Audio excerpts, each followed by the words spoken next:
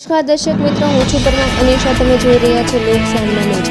તો જોઈએ આજના સમાચાર મહુવાથી અમારા રિપોર્ટર રહીમ વસૈયા સાથે.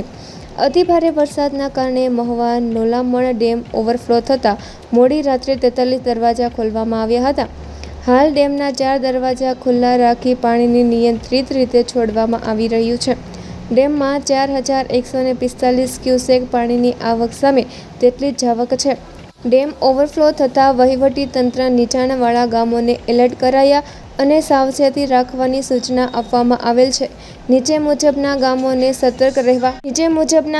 સતર્ક રહેવા જણાવેલ છે: મોટા ખૂટવડા, ગોરસ, સાંગણિયા, લખુપરા, કુંભણ, નાના જાદરા, તાવેડા, ઉમણિયાવદર, મહુવા અને કતપર સહિતના ગામોને એલર્ટ કરાયા.